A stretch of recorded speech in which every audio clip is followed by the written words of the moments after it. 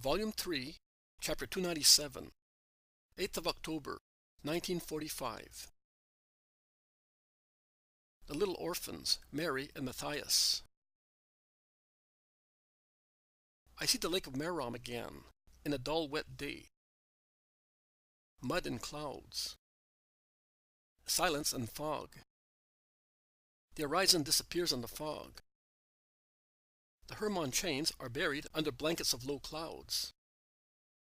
But from the place where I am, a high tableland near the little lake, which is gray and yellowish because of the mud of 1,000 swollen little streams, and because of the November overcast sky, one has a good view of this little sheet of water fed by the high Jordan, which flows out of it to feed the larger lake of Gennesaret.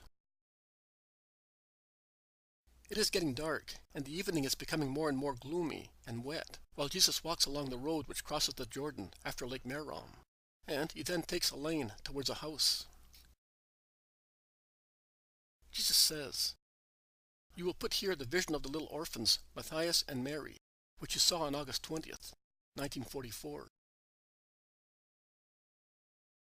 20th of August, 1944. Another sweet vision of Jesus and two children. I say so because I see that Jesus, while passing along a path between fields, which must have been sown recently, because the soil is still soft and dark, as it looks just after being sown, stops to caress two children. A little boy not more than 4 years old, and a little girl about 8 or 9. They must be very poor children, because they are wearing poor faded garments, which are also torn, and their faces are sad and thin. Jesus does not ask any questions. He only gazes at them while he caresses them. He then hastens towards a house at the end of the path. It is a country house, well built, with an outside staircase leading from the ground up to a terrace, on which there is a vine pergola, now bare of grapes and leaves. Only an odd yellow leaf hangs, swinging in the damp wind of a bad autumn day. Some doves are cooing on the parapet of the house, waiting for the rain which the overcast sky is promising. Jesus, followed by his apostles, pushes the little rustic gate of the low rubble wall surrounding the house, and enters the yard, which we would rather call a threshing floor, where there is a well and a stone oven in a corner. I suppose that is what the little closet is, the walls of which are black with smoke, which is coming out even now and is blown towards the ground by the wind. Hearing the sound of footsteps, a woman looks out of the closet, and when she sees Jesus, she greets him joyfully, and runs to inform the people in the house. An elderly stout man comes to the door of the house, and hastens towards Jesus. "It is a great honor, Master, to see you," he exclaims, greeting him. Jesus greets him, "Peace be with you," and adds, "It is getting dark, and it is about to rain. I beg you to give shelter and a piece of bread to me and my disciples." "Come in, Master. My house is yours. The maidservant is about to take the bread out of the oven. I am happy to offer it to you with the cheese of my sheep and the fruit of my fields. Come in, because the wind is cold and damp." And he kindly holds the door open and bows when Jesus passes.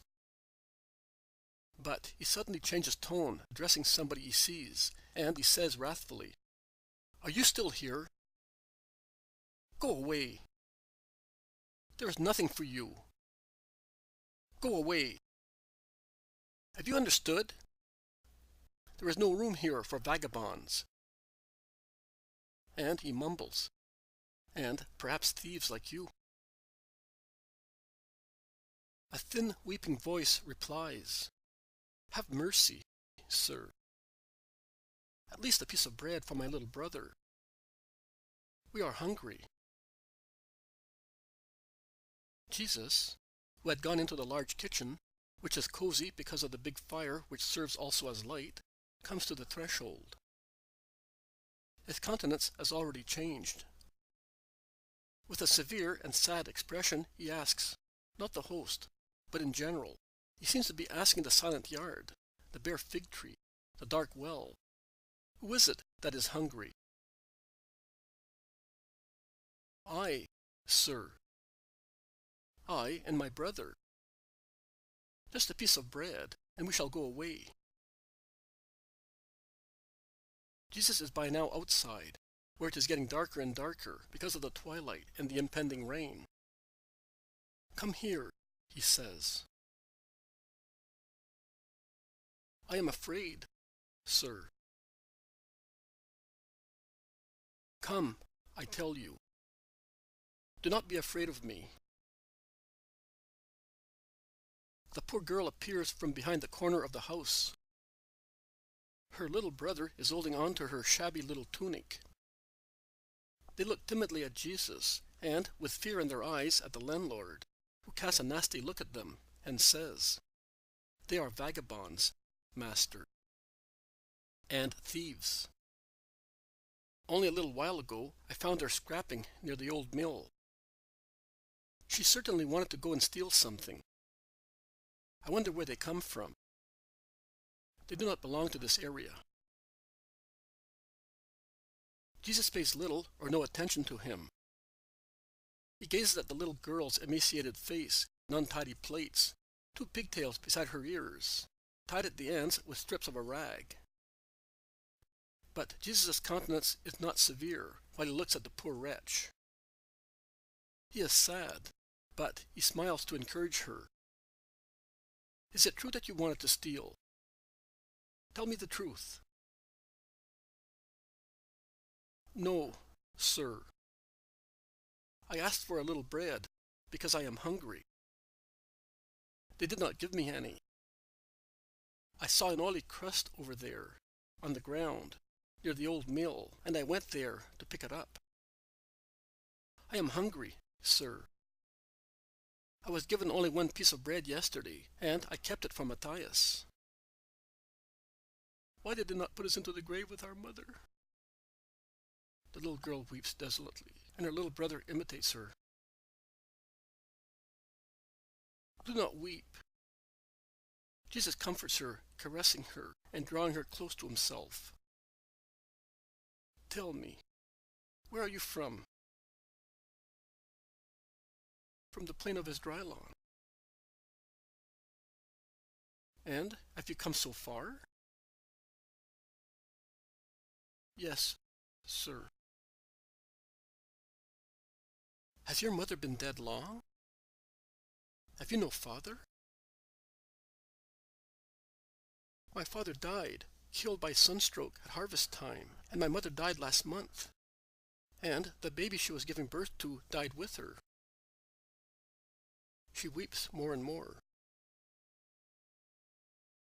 "Have you no relatives?" "We come from so far. We were not poor. Then my father had to work as a servant. But he is now dead, and mother with him." "Who was his master?" "Ishmael, the Pharisee." "Ishmael, the Pharisee?" It is not possible to describe how Jesus repeats that name. "Did you come away of your own will, or did he send you away?" "He sent me away, sir. He said, 'The street is a place for starving dogs.'" "And you, Jacob, why did you not give some bread to these children?" "Some bread, a little milk, and a handful of hay on which they might rest their tired bodies."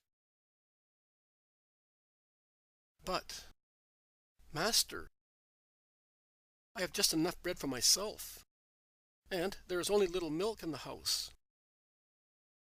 They are like stray animals. If you treat them kindly, they will not go away any more. And you have no room and food for these 2 unhappy children? How can you truthfully say that? The rich crops, the plenty wine, the much oil and fruit which made your estate famous this year, why did they come to you? Do you remember? The previous year, hail destroyed your crops, and you were worried about your future life. I came, and I asked for some bread. You had heard me speak one day, and you remained faithful to me. And in your affliction, you opened your heart and your house to me, and you gave me bread and shelter. And what did I say to you going out the following morning? Jacob, you have understood the truth. Be always merciful, and you will receive mercy. Because of the bread you gave the Son of Man, these fields will give you rich crops, and your olive trees will be laden with olives like the grains of sand on the seashore, and the branches of your apple trees will bend towards the ground. You received all that, and this year you are the richest man in the district. And you refuse 2 children a piece of bread? But you were the rabbi.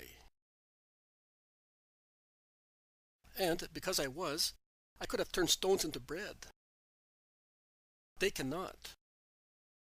I now say to you, you shall see a new miracle, and you shall regret it very sorely. But beating your chest, then say, I deserved it. Jesus turns to the children. Do not weep. Go to that tree and pick the fruit. But it is bare, sir, objects the little girl. Go. The girl goes and comes back with her dress lifted up and full of beautiful red apples. Eat of them and come with me. And to the apostles, let us go and take these 2 little ones to Joanna of Chuza. She remembers the benefit she received, and out of love she is merciful to those who were merciful to her. Let us go.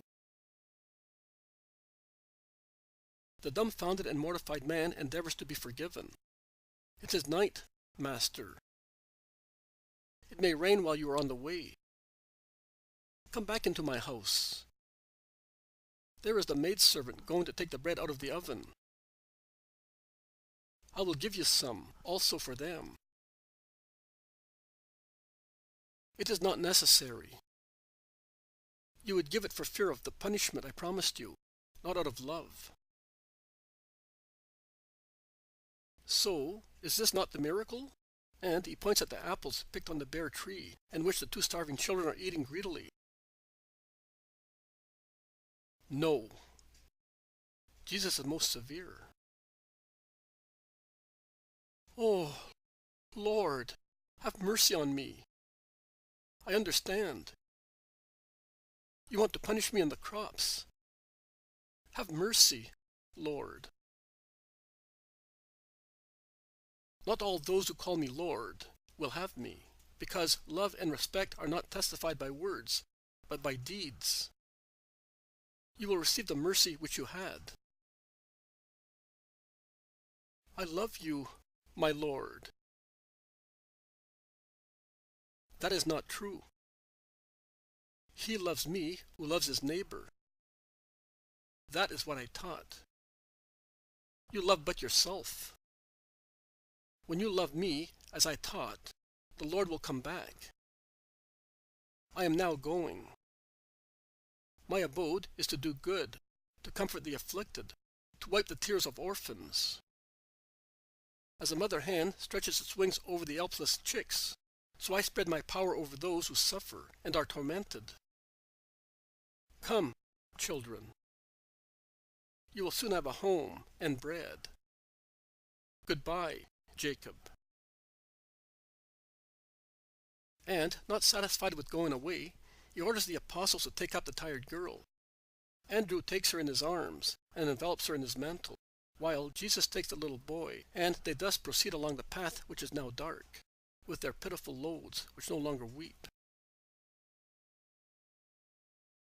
Peter says, Master, these children are very lucky that you arrived.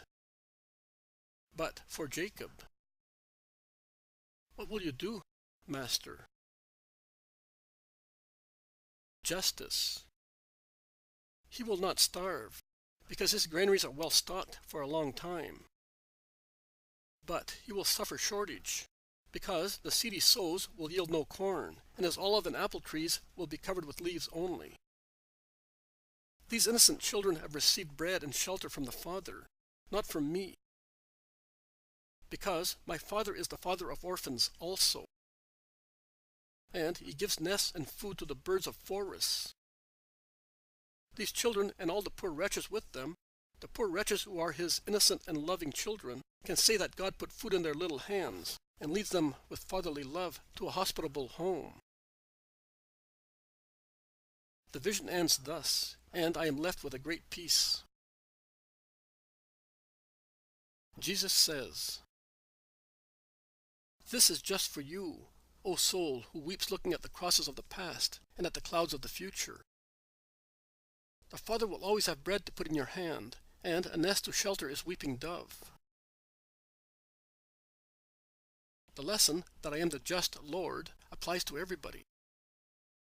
And I am not deceived or adulated by false homage. He who closes his heart to his brother closes it to God, and God to him. Man, it is the first commandment. Love and love. He who does not love lies in professing to be a Christian. It is useless to frequent the sacraments and rites. It is useless to pray if one lacks charity. They become formulae and even sacrileges.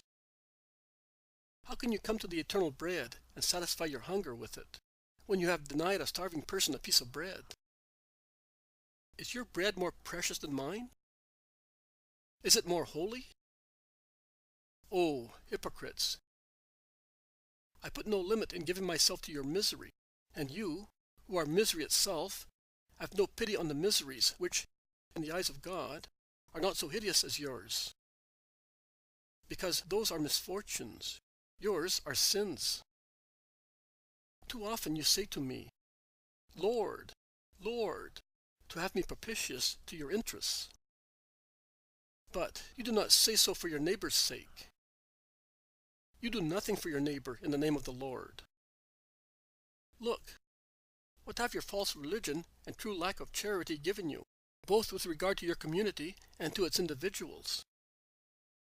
To be abandoned by God. And the Lord will come back when you learn to love as I taught. But I say to you, little flock of good people who suffer, you are never orphans. You are never waifs. There would have to be no God before his children could lack providence. Stretch out your hands. The Father will give you everything, as a father, that is, with love which does not humiliate. Wipe your tears. I will take you and lead you, because I have pity on your languor. Man is the best loved in creation.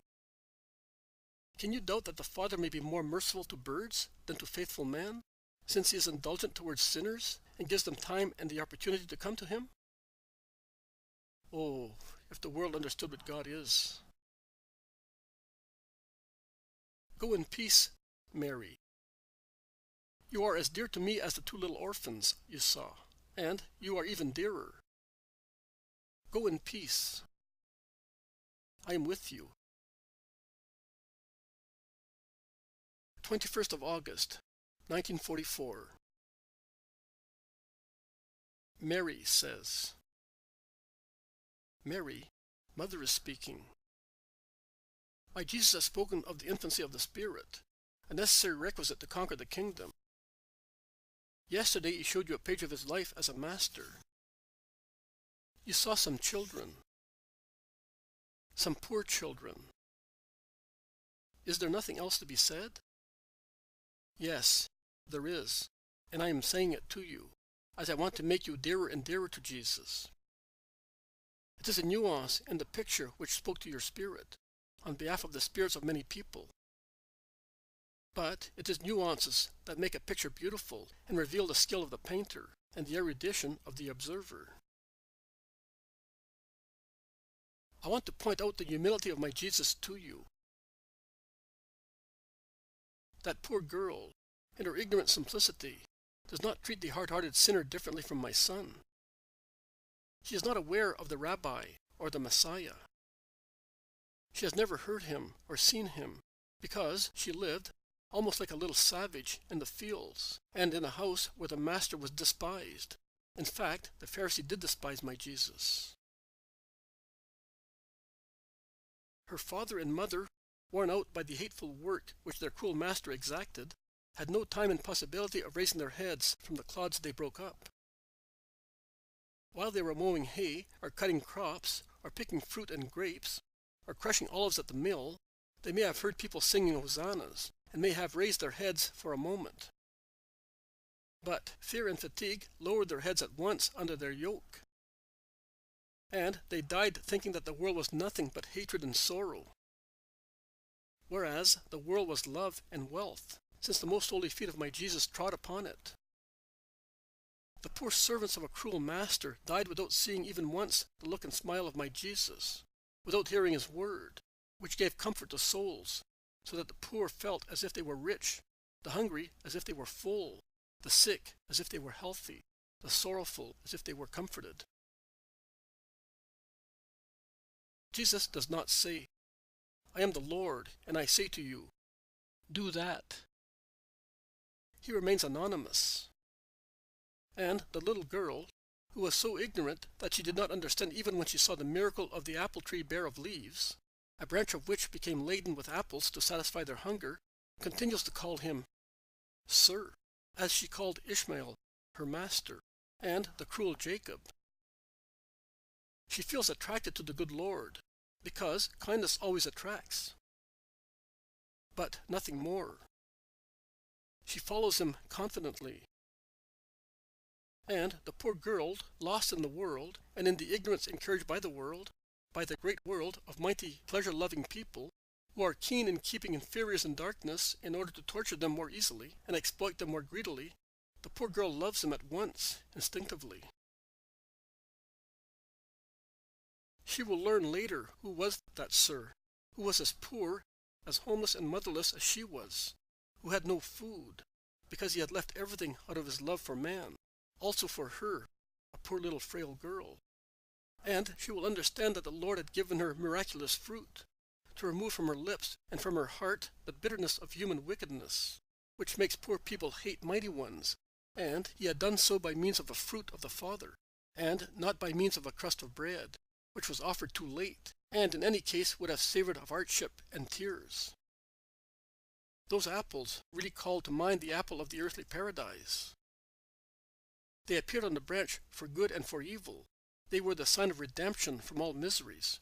First of all, from the ignorance of God, with regard to the two little orphans, and the sign of punishment for the man, who, although he already was aware of the word, had behaved as if he were not. And she will learn from the good woman who made her welcome in Jesus' name, who was Jesus. He was our manifold Savior, from starvation, from the inclemency of the weather, from the dangers of the world, and from original sin. But Jesus always had for her the light of that day, and he always appeared to her in that light. The good Lord, as good as in fairy tales, the Lord who had caresses and gifts, the Lord who had made her forget that she had no father, mother, home and clothes, because he had been as kind to her as a father, as sweet as a mother. He had given a home to their tired bodies and clothes to their naked limbs, with his own chest and mantle, and with the assistance of other good people who were with him. A kind fatherly light which did not fade in a stream of tears, not even when she learned that he had died tortured on a cross, not even when, a little faithful believer of the early church, she saw how the face of her Lord had been disfigured by blows and thorns, and she considered how he was now, in heaven, at the right hand of the Father. A light that smiled at her in her last hour on the earth, leading her fearlessly towards the Savior. A light that smiled once again at her, in such an ineffably sweet manner, in the splendor of paradise. Jesus looks also at you thus. Always think of him as your remote namesake did, and be happy to be loved by him. Be as simple, humble, and faithful as the poor little Mary you have known. See how far she arrived, notwithstanding that she was a poor little ignorant girl of Israel, at the heart of God. Love revealed himself to her as he did to you, and she became learned in the true wisdom. Have faith. Be at peace. There is no misery which my son cannot turn into riches, and there is no solitude which he cannot replenish, as there is no fault which he cannot cancel. The past no longer exists once love has cancelled it. Not even a dreadful past. Are you going to be afraid when Disma, the robber, was not? Love and be afraid of nothing. Mother leaves you with her blessing.